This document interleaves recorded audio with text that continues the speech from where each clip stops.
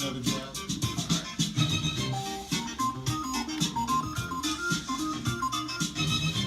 The Arlington Music Hall presents 2 nights of March Jazz Fest at the 3rd Annual Arlington Jazz Festival, March 1st and 2nd at the Arlington Music Hall, 224 North Center Street in downtown Arlington, right next to Bates Chicken. On March 1st, the awesome Norman Brown comes to town. You can tell he like chicken when he says Along with Showman Rob, Josh Giles, and Who is that? Remember when he ate there? You know who's doing that? huh? Who's doing that? Who's talking? Then on March He 2nd, does everybody. Kim Waters invades the place 20 seconds. with Yuko Labucci It's on and it. Jared Lawson. Purchase your tickets at arlingtonmusichall.net or contact jimosononline.com at 817-923-9305. 2 nights of incredible jazz performances at the 3rd Annual Arlington Jazz Festival. Sponsored by the Arlington Music Hall, Radisson Hotels and Resorts, and jimosononline.com. I'd like to send a special shout out to Jim Austin Online. Jim Austin Online, one of my good friends, Jim Austin Online, doing what he does best, which is promote some of the best jazz in the DFW area.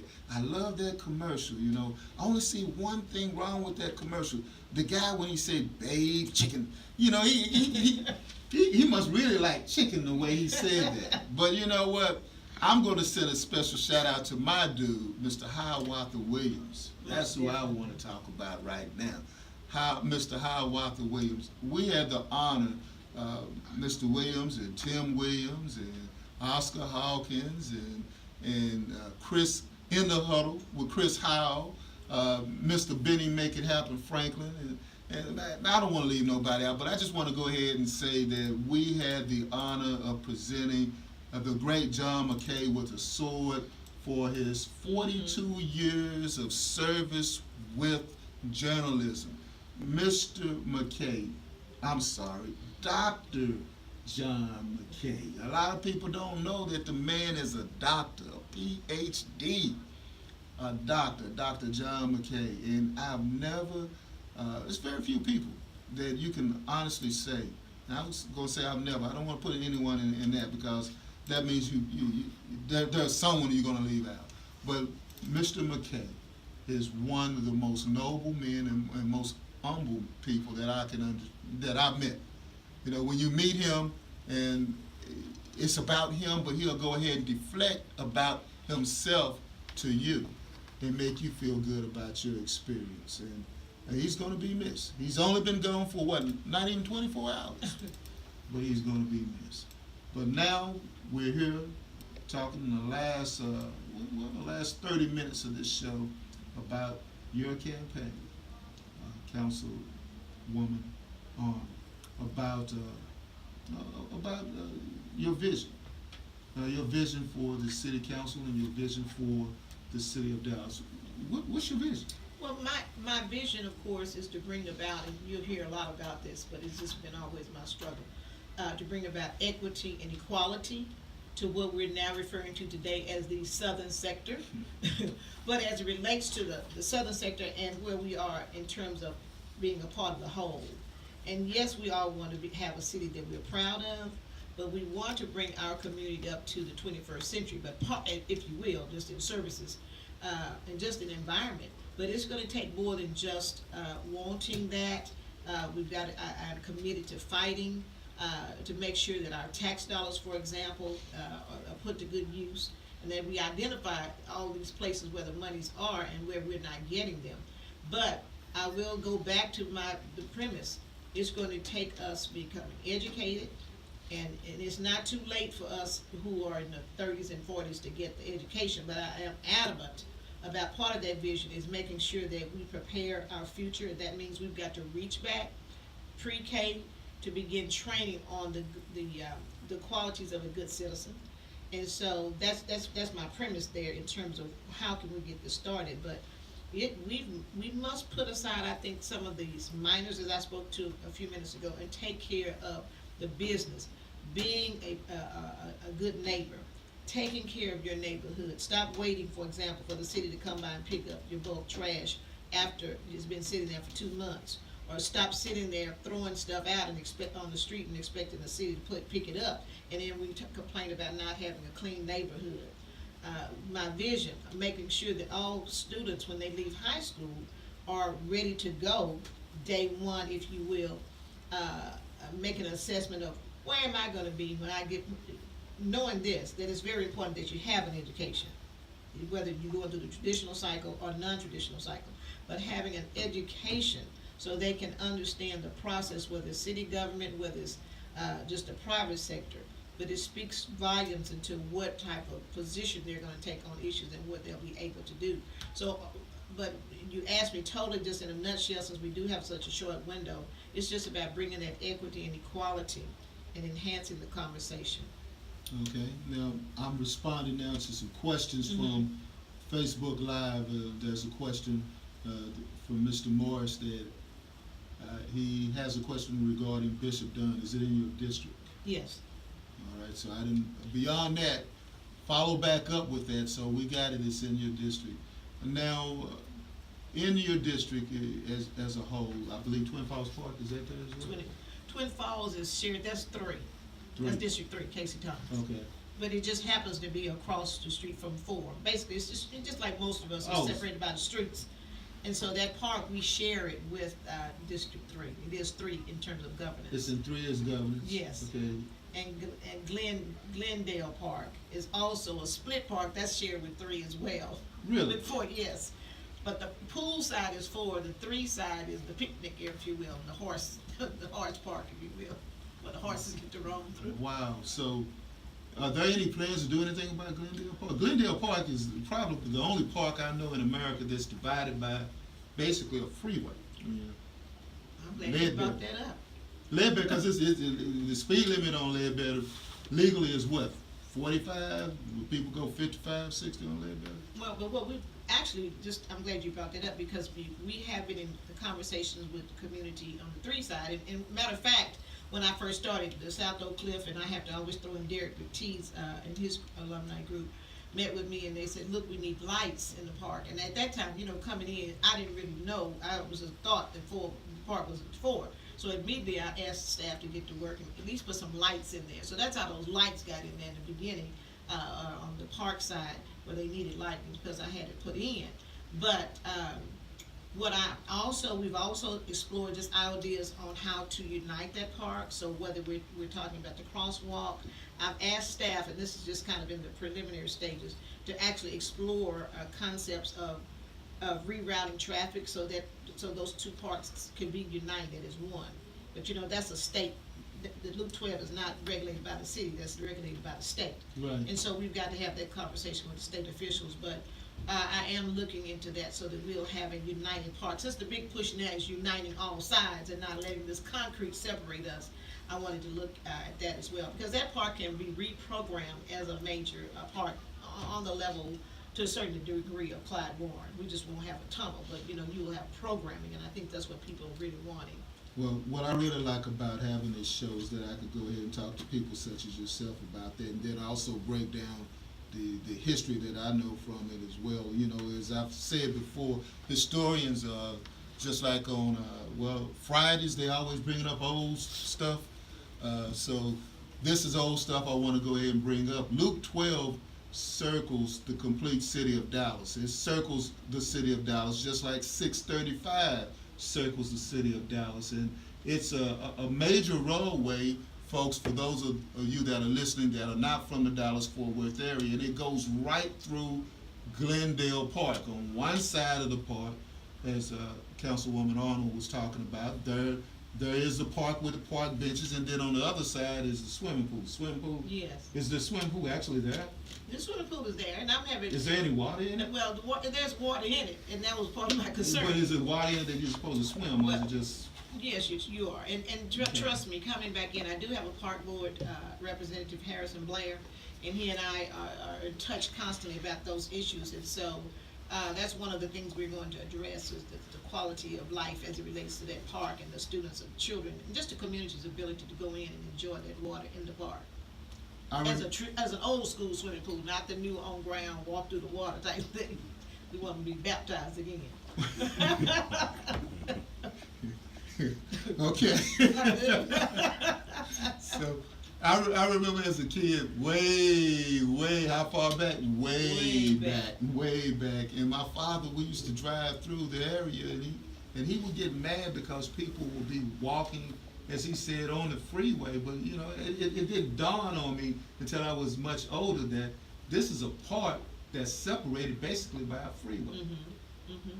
And it's like, why did we allow that to happen? I guess the reason why we allowed that to happen is because we didn't have fair representation during that time frame. 2020 is coming up, and for those of you that are listening, my voice, my opinion. Last week I did the districting of, you know, they're going to get ready to do the census in 2020. 2020 census also means that there's going to be some form of redistricting. Looks like we may be losing a seat. And I say we, African Americans. Why would you say that? Yeah, the numbers are not there. I'm gonna just say it's not there.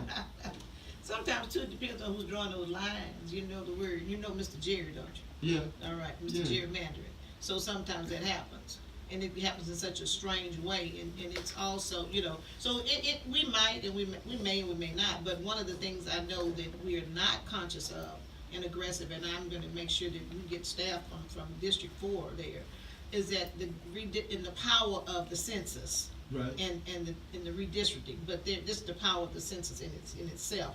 So, and that's part of my concern on a very serious note, is that when we have areas of potential, if you will, and the infrastructure is not there, and we see signs of possible gentrification coming, normally if it's in one of those hot zones, you do run the risk of losing that in some places. In my situation is District 4. And I'm very concerned about the 10th Street area, the Bottoms, because they're very close to those other entertainment zones in downtown. And see and that's the reason why I was bringing it up, because we mentioned District 4 and District 3. Right across the street is the park, which is in the other district, and it's like, wow, you know, you something's going to be left out.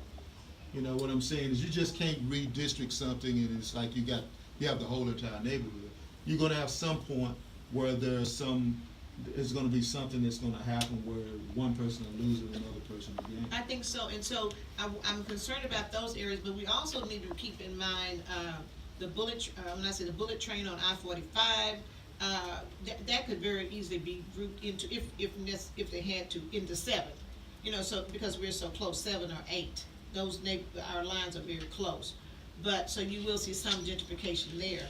But just overall, just getting people involved and understanding the census, making sure that as a council member and other elected officials need to keep extending, if you will, the arm out to the community to get on board, make sure we are working hand in hand in tandem to protect our district so that we will have fair representation as it relates to the needs of that community.